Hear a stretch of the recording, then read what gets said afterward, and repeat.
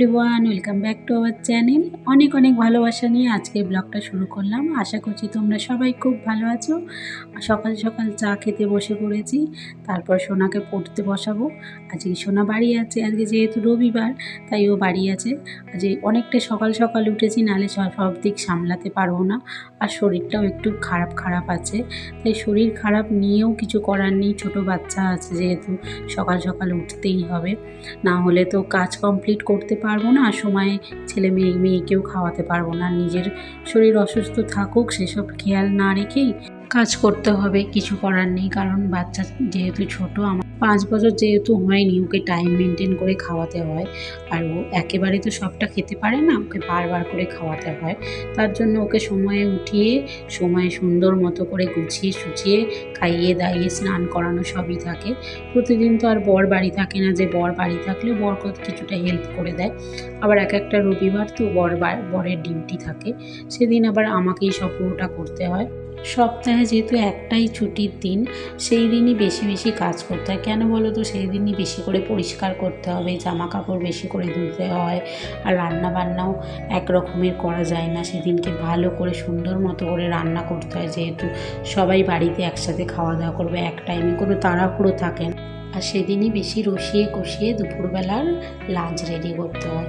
আজকে বেশি কিছু রান্না করব না, আজকে লাল লাল ঝাল ঝাল মটন করব, আলু দিয়ে একদম খাসির মাংস জমিয়ে রান্না করব। আর তার জন্য সকাল সকাল উঠেছি যাতে দুটোর মধ্যে একদম কমপ্লিট হয়ে যায়। কারণ রবিবার যেহেতু বিকেলে একটুখানি ঘোরাঘুরির ব্যাপার থাকে, প্রত্যেক সপ্তাহে রবিবার একটুখানি বেরোই। গৃহিণীরা একদম 4 দেয়ালের মধ্যে আটকা থাকে না, ওর জন্য না রবিবার সপ্তাহের একটা দিন বেরোলে না নিজের মন প্রাণ ভালো থাকে। কারণ মাঝে মধ্যে তো বাইরেও নিঃশ্বাস নিতে ইচ্ছা করে। তার জন্য প্রত্যেক রবিবার নিয়ম করে বিকালবেলা একটুখানি আমরা চা খেতে যাওয়া হোক, যেখানেই হোক আমরা একটু যাই, একটুখানি গঙ্গার ধারে গিয়ে বসে আসি, সেখানে একটু কফি টফি খাই, চা খাই, মোমো খাই। এরকম একটা সপ্তাহের একটা দিন আমরা যাই। তার জন্য সকাল সকাল উঠেছি, উঠে তো আগে তো ঘরের কাজ করতে হবে, আগে তো নিজের কাজকর্ম করে তারপর বাইরে বেরোবো। আবার একটু ডাক্তার দেখানোও আছে, কারণ শরীরটা খুব একটা ভালো না। হঠাৎ করে পিঠের দিকটা না, উপরে রাইট সাইডের পিঠের দিকটা খুব ব্যথা করছে, কেন কিছু জানি না। বুকের দিকেও ব্যথা করছে, গ্যাস থেকে হচ্ছে না কি থেকে হচ্ছে, ওর জন্য ডাক্তারও দেখাতে হবে। তার জন্য বিকালবেলা যেতে হবে। ওর জন্য তো গৃহিণীদের যতই শরীর খারাপ থাকুক না থাকুক কিছু করার নেই, সকাল সকাল উঠে তার সংসারকে নিজেকেই সামলাতে হবে।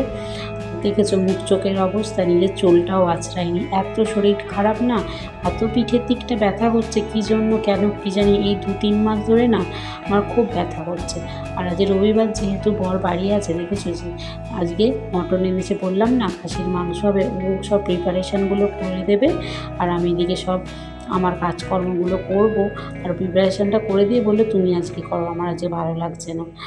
আর ও বললো আমি আজকে রান্না করবো, নাহলে ও মাটন খুব ভালো রান্না করে, তোমরা জানো। খাসির মাংস সাধারণত বাড়িতে হলে ওই করে। ও মাখিয়ে টাখিয়ে মশলা টশলা বললো আমি করে দেবো, তুমি খালি রান্নাটা করো। শরীরটা ভালো নয় বলে একটু হেল্প করে দেয়। আর এদিকে ভাতও হয়ে গেছে, ভাতটা আমি ওপর দিয়ে দেবো। এই যে ইন্ডাকশানে করি না, এর উপরেই নামিয়ে এরকম করে আমি আবার জানো তো হয়ে গেলে সব কাজ এগুলো সব মুছে টুছে রাখি, কোনো রকমের এঁঠো কাটা সঙ্গড়ি যাই বলো কিছু থাকে না। আর এই কথা বলতে বলতেও সব মশলা করে দেখলেই তো চলে গেল, করে দিয়ে চলে গেছে। আর আমি এদিকে মাংসটা কষিয়ে নিচ্ছি। এই একটাই কি বলো তো, শরীর খারাপ থাকলে বড়েরা যদি একটুখানি হেল্প করে না, তাহলে মনে হয় না যে শরীরটা খারাপ আছে।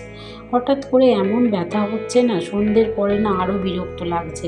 আবার মনে হচ্ছে যে কিছু খাবো না এরকম একটা ব্যাপার থাকে। সকাল থেকে খেতে ইচ্ছা করে না, আর দুপুরবেলা খালি 2টো ভাত খাই, আবার সন্ধ্যেবেলার পর থেকে পেটটা ভার করে। ওর জন্যই মনে হচ্ছে গ্যাস থেকে হচ্ছে। আবার ভাবছি হয়তো এই হাতে রাইট সাইডে এই হাতে ঝাঁট দিই বলে কি ভারী ঝাড়ু থেকে হচ্ছে না কি থেকে হচ্ছে কিছু বোঝা যাচ্ছে না। তার জন্য শরীর খারাপ থাকলেও কিছু করার নেই, তোমাকে ভোর উঠেই কাজকর্ম সব করতে হবে।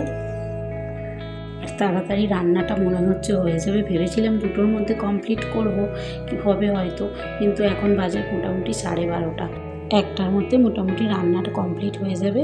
আর আস্তে করে দিয়ে আজকে আর প্রেশার কুকারে দেবো না মাংস, এর মধ্যে কড়াইয়ের মধ্যেই রান্না করব ধিমে আছে। আর সুন্দর মতো টেস্ট হয় ধিমে আছে।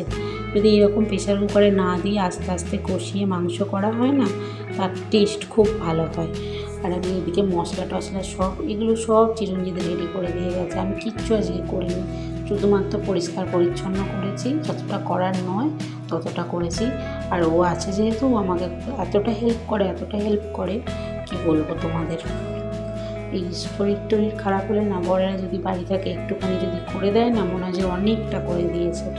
আর এদিকে মাংসটাও কষাতে থাকি আমি। প্রথম 5 মিনিট হাই ফ্লেমে যে কোনো মাংস কষালে মাংসের টেস্ট খুব ভালো হয়, কারণ ভেতরে মাংসের মধ্যে জুসিনেসটা থাকে। আর তারপরে তুমি এটা আস্তে করে ধিমে আঁচে করে দেবে। ওটা তারপর মজতে থাকবে, মশলা মজতে থাকবে, আস্তে আস্তে সিদ্ধও হবে মাংস। আর যে কোনো মাংস, খাসির মাংসই হোক কিংবা মুরগির মাংসই হোক কিংবা হাঁসের মাংসই হোক, সব আস্তে আস্তে আঁচে করলে বেশি ভালো হয়। প্রথমটা জোর আঁচে দিতে হবে, তারপর আস্তে আস্তে করতে হবে। বলতে বলতে মাংস মোটামুটি কষানো হয়ে গেছে। আর ওইদিকে ইন্ডাকশানে গরম জল করতে দিয়েছি, কারণ গরম জল দিলে এটা সিদ্ধটা তাড়াতাড়ি হয়ে যাবে। আর মাংস যতক্ষণ সুসিদ্ধ হচ্ছে না ততক্ষণ আলুও ঠিক দেওয়া যাবে না। মাংসটা ভালো করে জলটা ফুটে উঠলে তারপরে দিয়ে তবেই সুন্দর টেস্ট হবে। আর আজকে ওয়েদারের আপডেট কী বলো তো, এখনও মেঘলা, হঠাৎ করে কখন বৃষ্টি এসে যাবে কোনো ঠিক ঠিকানা থাকে না। আর এদিকে কষানো একদম মাংস রেডি। এবার গরম জলও দিকে হয়ে গেছে। এবার এর মধ্যে দিয়ে জলটা টকবক করে যখন ফুটবে তখন ওই ভাজা আলুগুলো দিয়ে ঢাকা চাপা দিয়ে দেবো। তারপরে একদম ধিমে আঁচে করে দেবো। যতক্ষণ ধরে হবে মাংস ততক্ষণে আমার স্নান করা হয়ে যাবে, মেয়ে স্নান হয়ে যাবে, সবাই একসাথে দুপুরবেলা একদম জমিয়ে রগরগে খাসির মাংসের ঝোল আলু দিয়ে, বড় বড় আলু দিয়ে ভাত খেয়ে নেব। আর তার সাথে আজকে আর একটা জিনিস আছে রান্না করেছি, ওটা এখন আর দেখাবো না, একবারে যখন আমি খেতে বসবো তখন দেখাবো। ওটা রান্নাটা যে সকাল সকাল করে নিয়েছি, শুধুমাত্র খাসির মাংসটাই তোমাদের সাথে শেয়ার করলাম আমি কীভাবে করি। অন্যদিন বর করে তো সেদিনকে বরের অতটা রেসিপি আমি দিতে পারি না। আলুগুলোও দেওয়া হয়ে গেছে মোটামুটি। এবার ধিমে আঁচে করে দিয়ে ঢাকা চাপা দিয়ে ওর মতো হতে থাকবে। তারপর আমরা স্নান টান করে এসে ভাত বেড়ে তোমাদের সাথে দেখা হচ্ছে। আজকে তাহলে গরম গরম ভাত, কচু ভাজা, এটা কি কচু বলো তো, মুথা কচু, আর আলু দিয়ে লাল লাল ঝাল ঝাল খাসির মাংস। আজ তাহলে আসি, অনেক অনেক ভালোবাসা তোমাদের। কাল আবার আসবো নেক্সট ভিডিও নিয়ে। So till then bye bye, সবাই ভালো থাকবেন। আমরা তাহলে ভাত খেয়ে নিই, tata, thank you so much.